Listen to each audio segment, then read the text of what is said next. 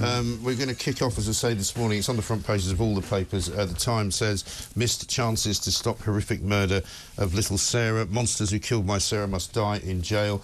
The Daily Mail, I think, probably sums it up best. Little Sarah let down by everyone supposed to protect her. The courts, police, social services, teachers, they all missed at least 15 chances to stop her being savagely murdered by her evil father and stepmother. And, you know, I can't quite believe that we're, you know, when this story broke yesterday afternoon, I know that we'd been following the court case, but, you know, I know it doesn't happen very often, but the fact that it happens at all and continues to happen, and seemingly for all the same reasons. 15 chances to spot this from social services, the police, the schools, going all the way back to January 2013. That's how long it took, all the way up until 23, over a 10-year period.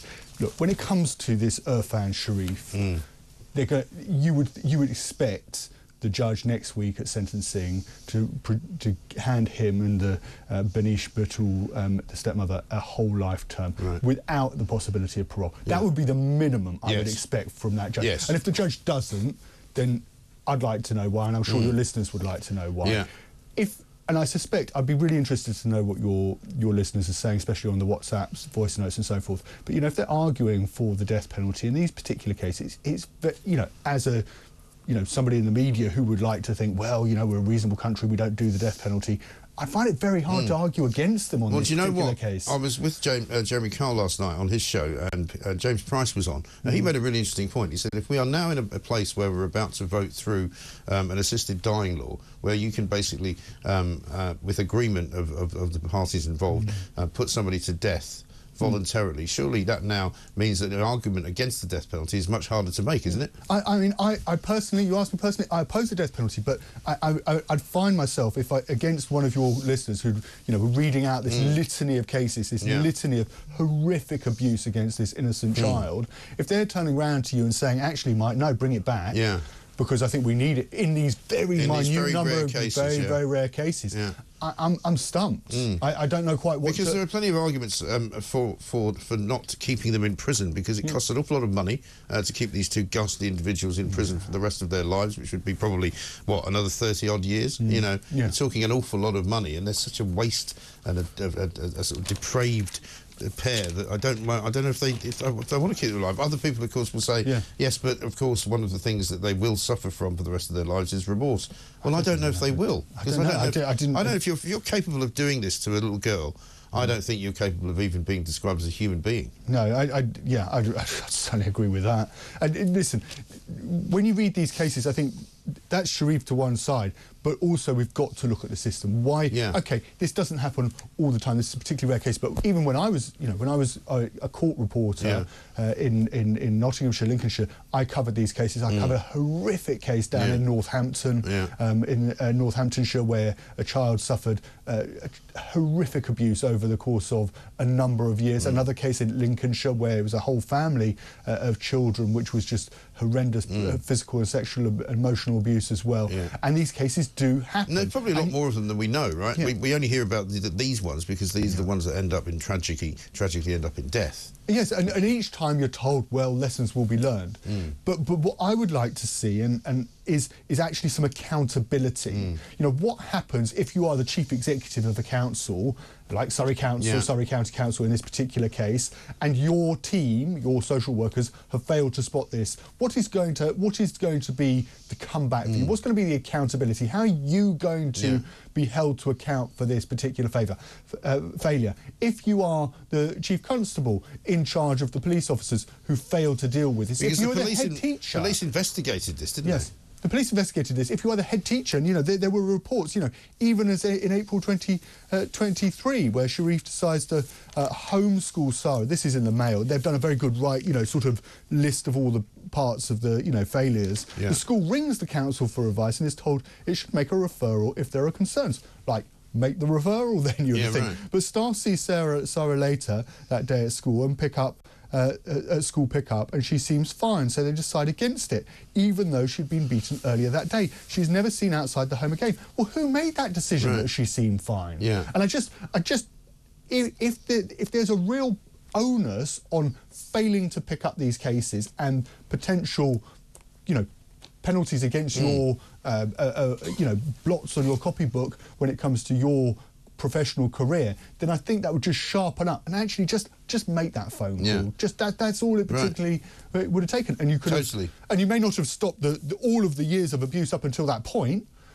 but you may have saved her life. But like all of these cases, as you say, there's a myriad of reasons why it wasn't stopped. 15 missed chances, as you say. Let's have a listen to Specialist Prosecutor for the Crown Prosecution Service in the South East. This is Libby Clark speaking after the trial yesterday.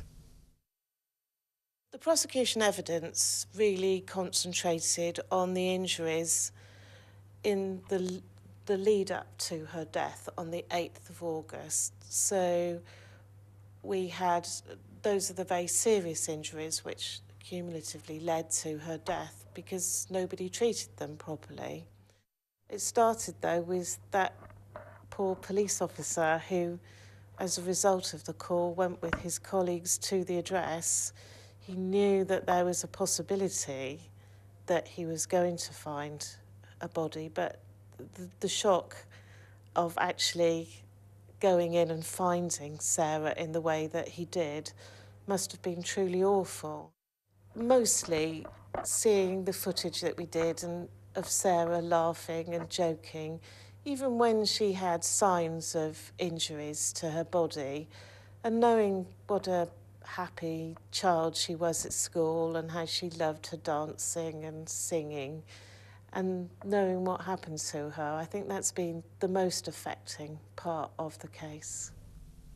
Just awful, isn't it? And reading about this guy, Sara Sharif, who's from Pakistan originally, believe it or not, married his cousin in an Islamic ceremony in 2011 in Pakistan, insisted they never consummated the marriage. He then came to Britain in 2003 on a student visa, went to the London College of Applied Scientists, which was then known as Neasden College. He started working as a manager for Burger King, then he worked at McDonald's, but he was known to the police. He was arrested at least 3 times before Sarah was born by 3 different women, reported him for abuse, threats to kill and false imprisonment. I mean, it's extraordinary. And then he marries the Polish woman in order to gain basically the right to remain in this country. Yes. And it was a sham marriage to anyone who wanted to look at it.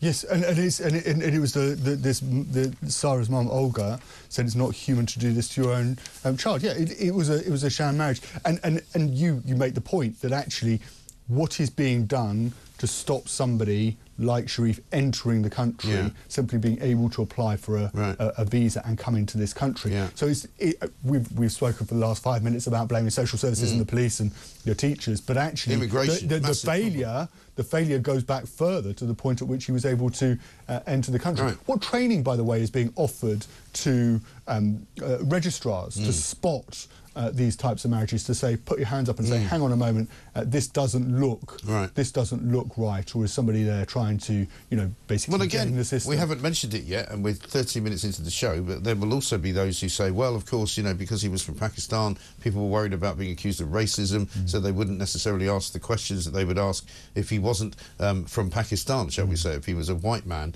who would have been for Eastern Europe, they might have asked more questions. It's a very, very loaded system, which means that people who are likely to commit bad and horrific crimes, if they happen to be from, the Commonwealth or from other countries around the world, they don't get put under the same scrutiny because people are terrified of being accused of racism. It's the political correctness again. It was interesting also that I was listening to one Muslim commentator yesterday who was saying that actually there is a particular problem in particular communities about the fact that it starts with the idea of really strict parenting, and then you can beat your children, you can smack your children, beat your children, and then of course you get the cases like Sharif where it goes far further into, well, it's then on to abuse and then ultimately into torture and death. And actually these are really difficult conversations that need to be had across the board. But they shouldn't be difficult. But that's they shouldn't be difficult. You hear this all the time from people like social services. These are difficult. You hear it from politicians. These are difficult things. They're not difficult things. They just need to be approached, and they need to be dealt with, and they need to be completely and utterly without prejudice asked of everyone. 200% agree. Yes, absolutely. It needs to happen, doesn't it? We can't. Nothing could be too difficult. Nothing could be off the table. No, not at all. These conversations need to happen. This little girl is dead dead now because the conversations were not had. And I think if that's not a good enough reason to have them, then I can't help you, you know what I mean? This from Claire. Good morning, Mike. The debate still rages on after the tragic death of Sarah. The controversy of how come she was not saved by the red flags. I would like to say that I believe this has to do with the protection of certain minorities. I think people will say that. Jeff in EC1. Like the whole nation, I'm boiling with anger this morning. How Surrey Council has the nerve to say it's resolute in protecting children. There should be a law against that too. Well, I'm going to try and dig out a clip from yesterday. Jeremy Kyle had yesterday a guy on who was, I think, either the head of or the former head of social services in Wiltshire, who basically started blaming the Tories and said, oh, well, this is all happening because, of course, we've got shortages of staff. And if you start being too forensic with certain members of the social services teams, nobody will want to do the job and you won't have any social services. So they're still running away from what happened and taking responsibility for it, instead blaming everybody else. Yes, and these cases need to be picked up, and you can understand the difficulty that the police face or social services, and it's only one that gets through the net. But when you have a case like this, what I find so astounding, Mike, is there were 15 chances. Yeah. So it's not like, oh, we missed one chance, or then another chance, and then another chance, all the way up to 15. Yeah. And so I don't think that argument can necessarily apply. And after all of the other cases, Victoria Colombier, you mentioned before, Baby P, there are... And there are similar patterns, aren't there? Because all of those cases, those those 3 ones, which are terrible, they all have the same pattern. Somebody knew something, didn't do anything. Somebody else was told something, didn't do anything. Police investigated, didn't do anything. And also there's a pattern of not joining up the information. So the school hear about something, but they're not telling other people. And actually, when you have, say, information held by teachers, information held by social services, information held by the police, and you put it all together, then you get a really clear picture that something is badly wrong in cases like this. But often the information isn't being shared, and therefore you end up with this kind of bitty picture. Well, is it not? And actually, what they need to do is make sure that everybody starts speaking to each other so that the information is shared. Because actually, if they'd done that, you could see quite clearly that there's something really amiss. Yeah, I mean, look at just this little category of October the 7th, 2013. A child was seen with a burn mark made by a domestic iron. Sharif told social services the child had bumped into the appliance. No action was taken. I mean, just one paragraph, you go, what? 2013 to 2014, a child told a social worker that Sharif had smashed up a TV and punched Sarah's mother, Olga. Again, nothing. November 2014, Sarah was taken into foster care after a child told a social worker about a bite mark. But she later returned to live with her father following a family court hearing in October 2019, where social services recommended that Sarah live with her father because that was her preference.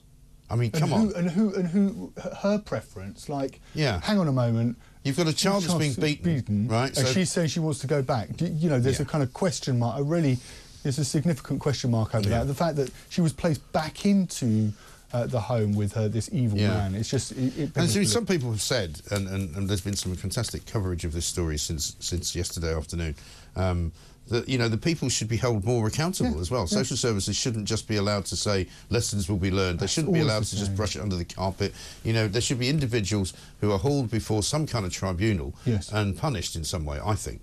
Yeah, there needs to be something. There needs to be some sort of accountability, whether it's the social workers themselves or their bosses or their chief executives and council leaders, who actually there is an accountability. There is a process where if you make a mistake like this, then something is done, and there's a way of making sure that... Well, some of these people, whoever they are, should not still be working in the system, it seems to me.